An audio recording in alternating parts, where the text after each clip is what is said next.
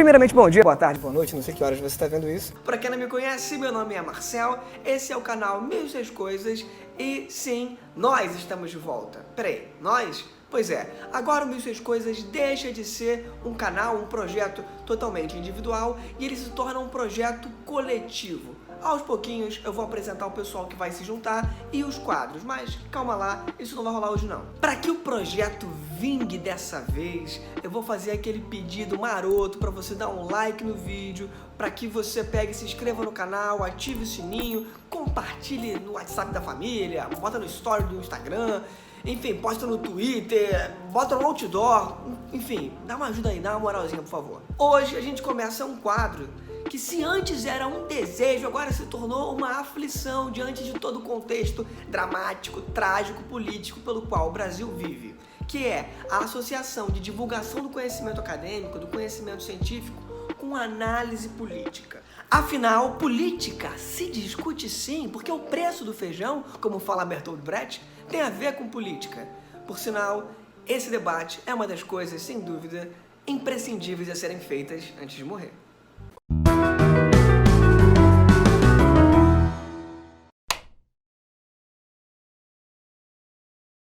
Alienação, palavra habitualmente utilizada como uma espécie de ofensa para se referir àqueles que estão por fora da realidade. O problema é que frequentemente quem aponta os dedos para dizer que alguém é alienado também se informa por aí de orelhada. Orelhada? De onde será que isso veio? Acho que é de, sei lá, ouvir falar. E que fique claro, eu estou muito longe de demonizar a internet. Ela faz parte de um processo ainda embrionário, mas muito importante de democratização da informação. O que acontece é que você precisa aprender a filtrar o que você lê. Mas sobre isso eu já falo daqui a pouquinho, tá? Sem spoiler. Para tudo aí!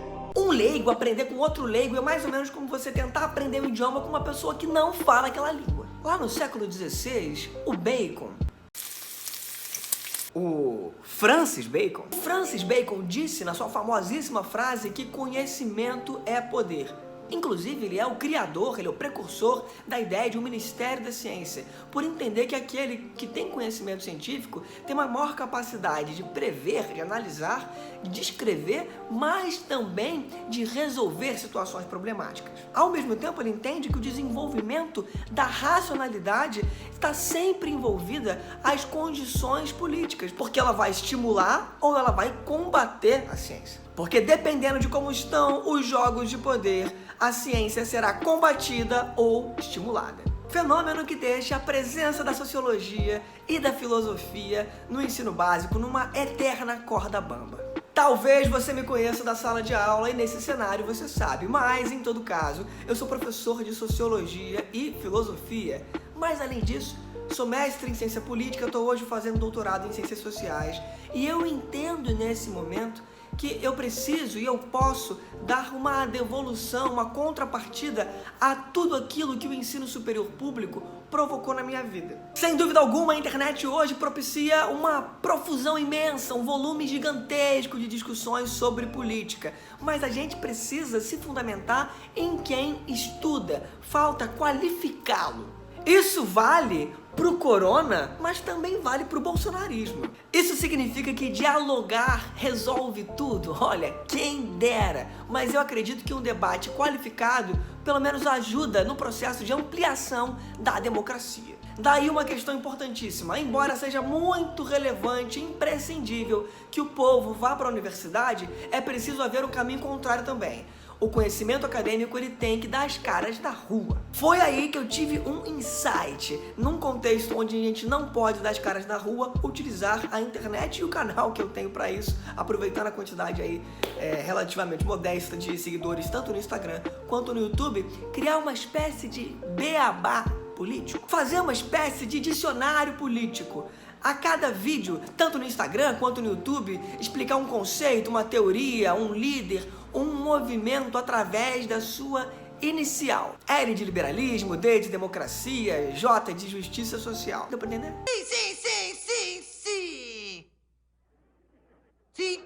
Olha, é possível que essa saga de vídeos colabore para você fazer a sua prova do Enem, mas se, enquanto professor, mesmo em sala de aula, eu não me reduzo a um professor de Enem, quem dirá que o propósito desse quadro é colaborar para que você tenha uma consciência social um pouquinho mais rebuscada, com um pouquinho mais de complexidade. Pois bem, da maneira mais metalinguística possível, o que é a minha cara, a gente começa hoje, é claro, com A de alienação. A palavra alienação vem de alien. Isso parece tão ridículo, mas você acredita. Calma, alienação não tem nada a ver com alienígena. Ou quase nada. Tá, alienação tem um pouquinho a ver com alienígena pelo caso recente divulgado pelo Pentágono, onde supostamente OVNIs teriam sobrevoado a Terra, eu acho que em 2005 e 2014. É claro, isso é uma óbvia mudança de foco num contexto de corona. Mas também porque a palavra alien em latim significa estrangeiro. Gente, vocês me perdoem, a ideia era fazer um trocadilho numa referência aí, enfim, estrangeiro, turista, mas no meio da quarentena é um pouco difícil produzir algumas coisas. A expressão é tomada habitualmente como parte do processo de dominação, de manipulação. Agora, de quem? Bingo! Não aquele bingo, né? Embora o bingo de velho seja uma espécie de manipulação, né? O de velho seja um cassino legal de velho. The word you're looking for is... Anyway... Quem manipula, é claro, é a monstruosa mídia.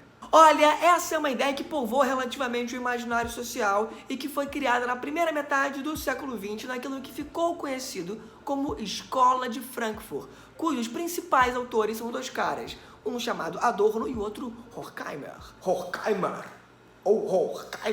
algo do tipo. Inclusive, alemão fala eu te amo e parece que tá dando um esporro, né? Papillon. Butterfly. Farfalla.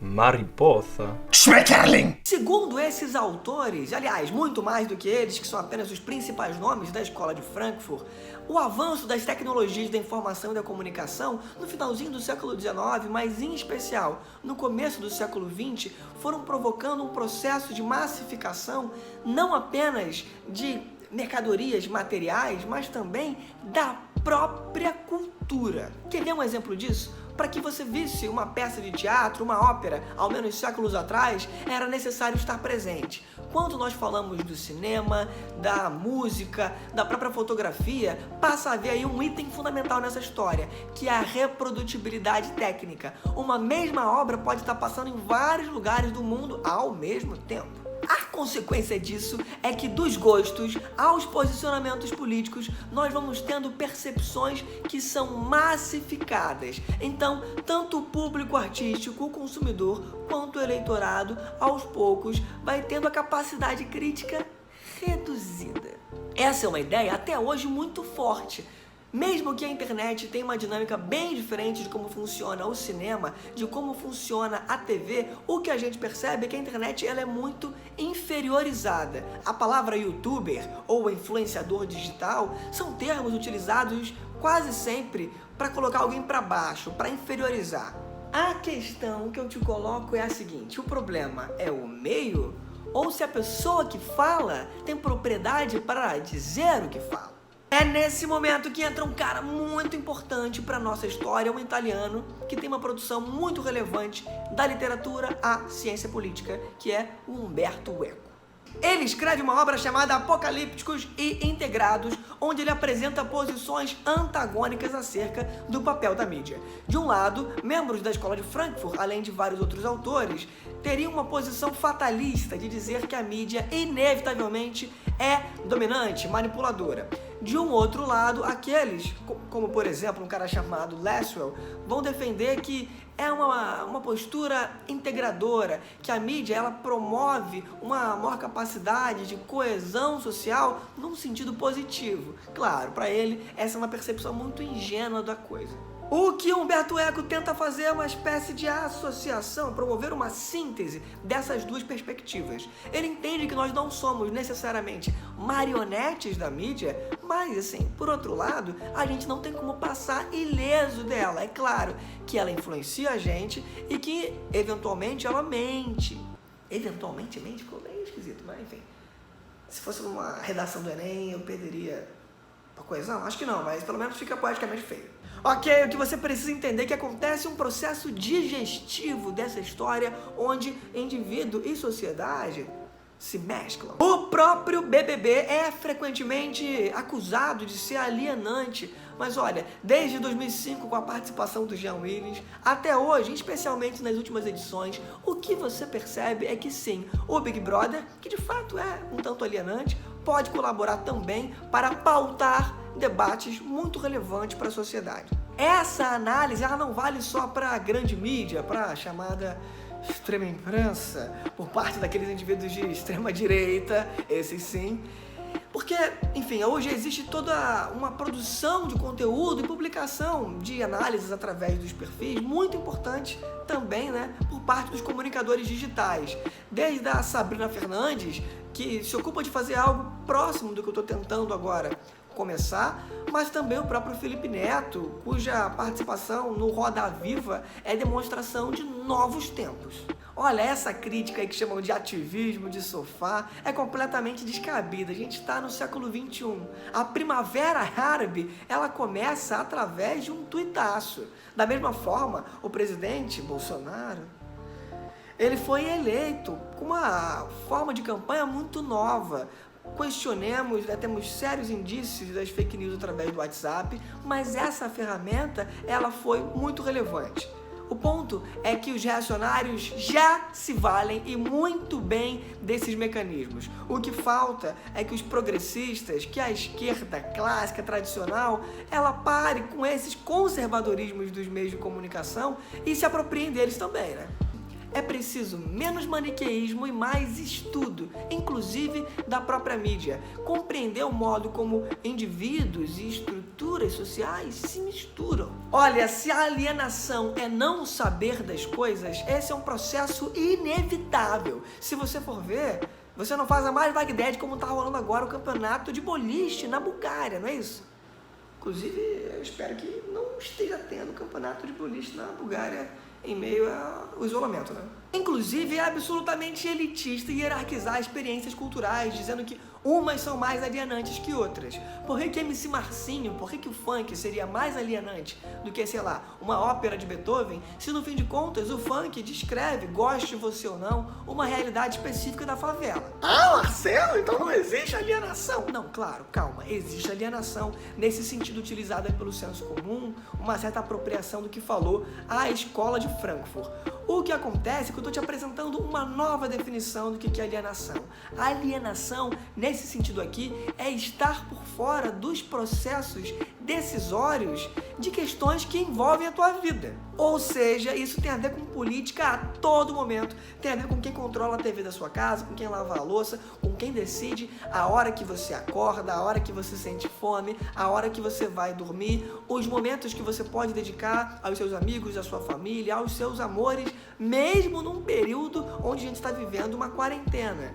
Porque esses horários, essas vontades, são de alguma forma, eles dialogam, eles sofrem influência do processo, né, do modo de produção que nós vivemos hoje, que é o capitalismo. Antônio Cândido, um gigante da interpretação no Brasil, um famosíssimo crítico literário, fala que uma das maiores ilusões que podem existir é aquela frase atribuída a Benjamin Franklin de que tempo é dinheiro.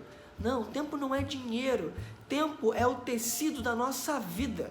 Olha, a partir dessa definição, o contrário de alienação não é a informação, ou pelo menos não só, é ser um pouco mais dono do seu próprio tempo. Isso tem a ver com informação? Tem, mas isso tem a ver com uma postura política ativa. O tempo me é uma questão tão urgente que ele é a motivação desse canal. É justamente por entender a finitude da minha vida que eu quero domar melhor cada circunstância que acontecem comigo.